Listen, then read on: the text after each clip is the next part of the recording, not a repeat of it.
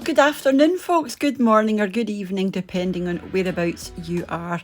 A very warm welcome, as usual, back to What's for Tea and this wee quiche recipe. This is just a classic quiche Lorraine, obviously very popular in the 70s and the 80s, but you know, it's hung around and it's hung around for a good reason. I'm told this is absolutely delicious, but as you'll know, if you watch my channel, I am not a fan of eggs, so I stepped out of this one. But yeah, even I was tempted because it smelled and it looked absolutely delicious, and it's packed with some wonderful ingredients.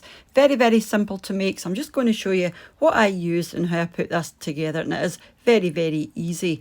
The one I've done here will feed between 6 and 7 people quite generously.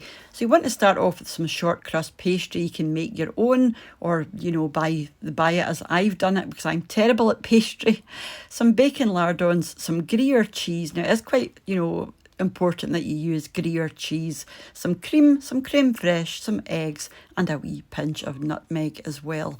So the first thing you want to do is fry your bacon and get that out of the way. I'm using smoked bacon lardons, but you can use whatever bacon you like, just as long as it's around about 250 grams. So you just want to let this fry away until it's nicely coloured, just like this. You don't want it too crispy, but this is ideal. Once you're happy, set that to the side to cool. So turn your attention back to your pastry. Like I said, I'm just using the shop-bought pastry, but if you've got time, or if you're any good at pastry, then I do recommend you make your own, obviously, because it's going to be that wee bit better. I just love this for convenience.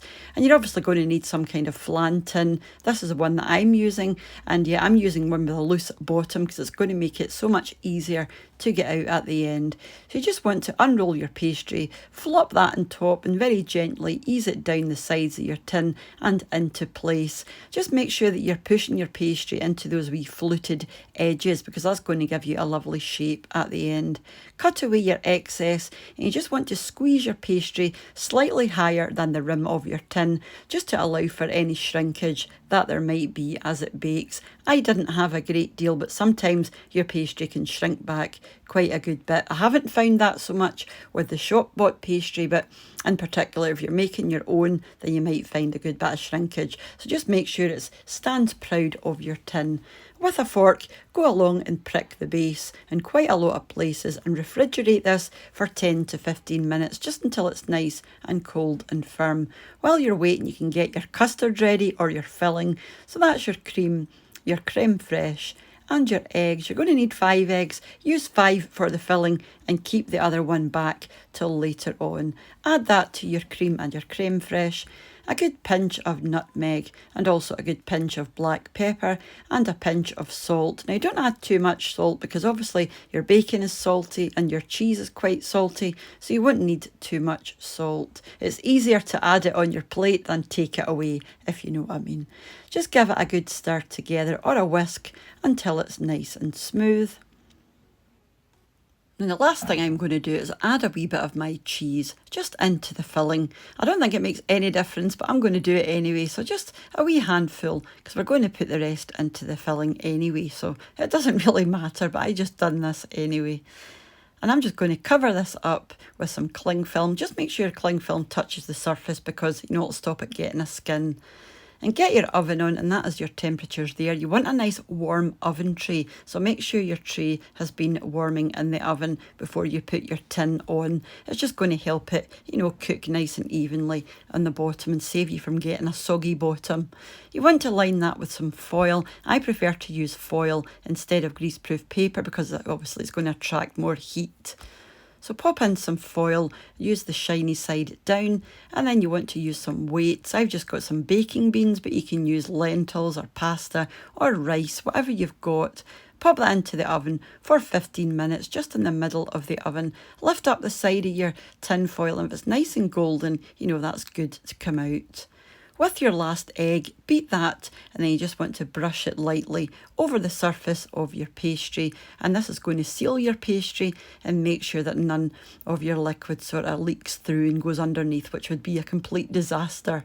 So once you've glazed your pastry, pop this in again for 5 minutes just to seal everything nicely.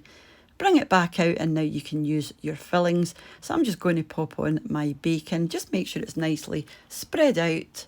And then half of the cheese that I've got left is going to go on top of that again. Just space it out and gently start to put your wet mixture on top. Gently at first, just so that you don't disturb what's underneath. And then you can just pop the rest on. And then I'm going to use the rest of my cheese just on top before it goes in to the oven. Now, if you don't have a steady hand, you can fill your pastry case up, you know, when it's sitting on the oven shelf. But I've got quite a steady hand, so I was fine with this. So you want to pop this again into the middle of your oven. Reduce your oven temperature slightly for about 25 to 30 minutes until you have something that looks like this. Now, doesn't that look wonderful? And it's all puffed up because it's just out of the oven. That's just the egg. But as it cools, you know, it will collapse down slightly. So don't be alarmed if you bring it out and it's huge, because it will shrink down as it cools. So you do want to let this cool down in the tin for a good 10 minutes or you will burn the hands off yourself. And the easiest way I've found to get these tins off is just pop it into an upturned bowl and the sides will slip off really easy. Now I just leave it on the bottom plate for about another 10 minutes till it cools down again, because it's going to be very, very warm under there. So I pop this onto a wire rack just for about 10 minutes and then slide the bottom plate out from underneath and it'll come away really easily. So all you have to do now is chop it into whatever size slices you like. And this was the size that I done here. And like I said, I get 6 or 7 really nice size portions out of this. And this was just perfect in my eye. And like I said, everyone that had it said it was absolutely delicious and there were no leftovers and none of this went in the bin, which I was super chuffed about because we don't like food waste. So that was it inside there. So do let me know if you're planning on giving this one a go. Now I served this for our tea and very simply with a wee side salad, and that's that quiche there. And you might even want to have a couple of cheeky chips at the side. It's entirely up to you. And I'm told this is even better next day when it is chilled completely. I didn't get to try that because, like I said, this was all gone within about half an hour. So yeah, do let me know if you're planning on giving that one a go. As always, I will leave all of the ingredients listed underneath the video just in case you want to come back at a later date. So thank you very much for popping over just to check out this very quick and easy recipe. And if you haven't subscribed yet, why not consider subscribing just before you leave. And as always, a massive thank you to the supporters of my wee channel over on Patreon and to the channel members here on YouTube as well. It's very much appreciated, guys. So thank you once again, and thank you all for watching if you're still here at this point, and I'll catch you during the week for another wee recipe grocery haul, and I've got my degusta box as well to unbox for you. So remember to come back and watch that if you're interested in entering this month's degusta box giveaway. Some of you were asking, you know, about the selection box that I just unboxed for degusta box. Was there a giveaway for that? And no, unfortunately not, because I did only get the one from them. So because it's been opened and some of the things have been opened, it doesn't feel right to give it away. But your regular monthly degusta box unboxing and giveaway will be coming up in the next couple of days. So until I see you, take care and bye for now. Bye now.